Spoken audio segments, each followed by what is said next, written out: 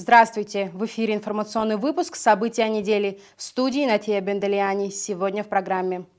В школах Галского района прошли традиционные линейки, посвященные началу учебного года. В средней школе номер 2 открылась школьная столовая. Водоснабжение в Галском районе. Почему так часто отключают воду? Волнительным и радостным называют этот день родители и учителя, которые собрались на линейку по случаю Дня знаний.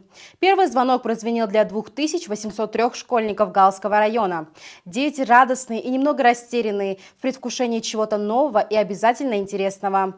Праздник 1 сентября всегда остается незабываемым, радостным и в то же время волнующим. Как прошел первый звонок в городских школах, смотрите в репортаже Илоны Микава. Вот и закончились летние каникулы, и настала пора нового учебного года. Нарядные дети с цветами и шарами отправляются на праздник первого звонка в свою родную школу. Традиционные линейки прошли во всех общеобразовательных учреждениях Галского района. Очень рада, что началась школа, я буду хорошо учиться, и я скучала по друзьям и по учителям. Мы рады, что школа началась, мы очень сильно скучали.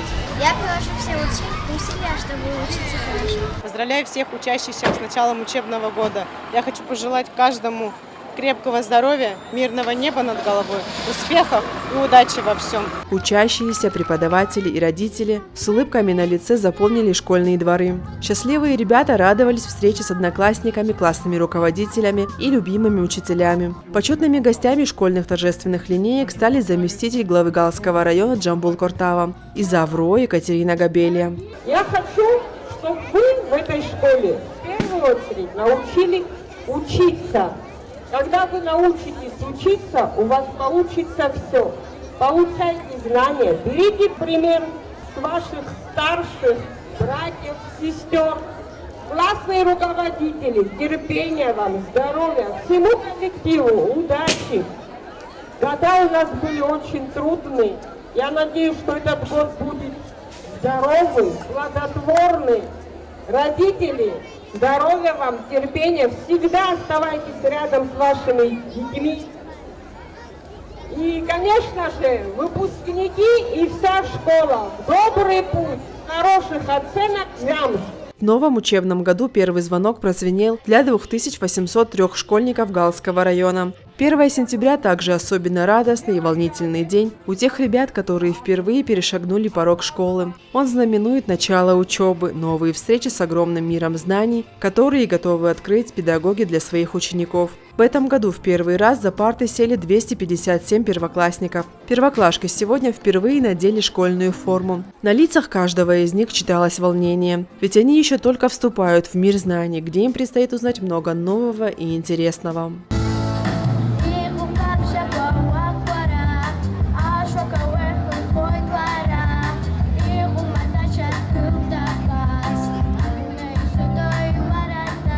Педагоги и учащиеся подготовили развлекательную программу. Гостям были представлены хореографические и музыкальные номера, а также стихотворения о школе. Обещаю вам сейчас, это будет самый лучший, самый дружный в школе класс. Многие из школьников радостно отметили, что рады началу учебного года. Они скучали по родной школе, по одноклассникам и преподавателям. Я очень рада началу этого учебного года. Я с нетерпением ждала начала школы и очень сильно за эти 3 месяца соскучилась по своим друзьям. Я всем желаю огромных успехов.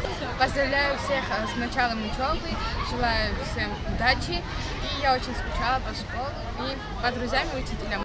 После того, как прозвучал традиционный первый звонок, школьники проследовали в здание школы на свой первый в этом году классный час. Мир будет исходить из ваших рук. Вот как вы будете делать мир, таким он будет для вас всех. Я просто вы жили мирными людьми, мирное время и мирного неба, счастливого неба над головой. Я вас всех люблю.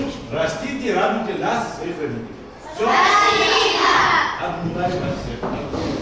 Хочется пожелать всем ученикам успеха в учебе, а учителям послушных подопечных терпения и сил в их нелегкой и очень важной профессии. Поздравляю учителей, ребят, желаю им всего хорошего, учителям терпения, чтобы ребята уважали, ценили. Самое главное для детей, конечно, учеба, здоровье и, конечно же, счастье. Всем родителям. Вот сегодня первоклассники пришли, это очень радостно. Каждый год это радость.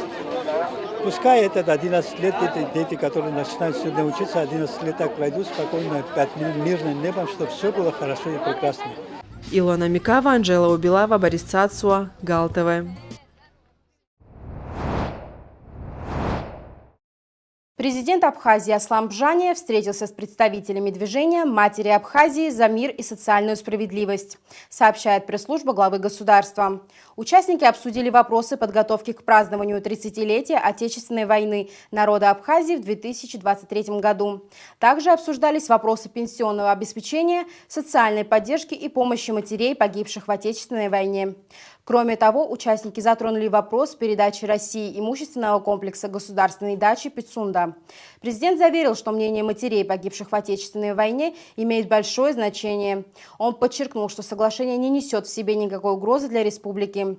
В свою очередь, представители движения отметили важность диалога между властью и оппозицией в интересах народа, а также призвали использовать все рычаги для недопущения эскалации напряженности в обществе. Об этом сообщает «Спутник Абхазия». Ребят из средней школы номер 2 к 1 сентября ожидал сюрприз в виде новой школьной столовой.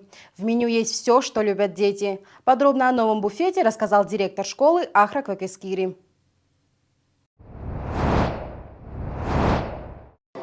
Школьная столовая – неотъемлемая часть каждого образовательного учреждения. Но до недавнего времени средняя школа номер 2 не имела своего полноценного пищеблока.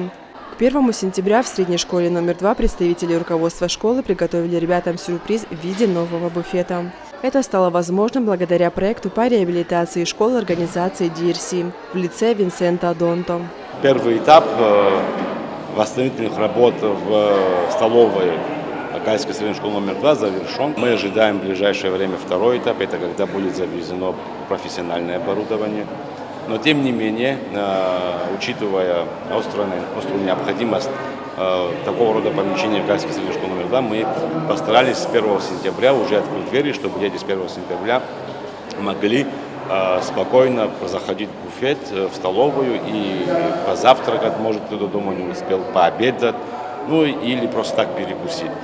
Школьная столовая оснащена необходимым оборудованием, мебелью и посудой. В меню все, что любят дети – разнообразная выпечка, соки, сладости. К тому же можно будет заказать и горячие блюда национальной и европейской кухни.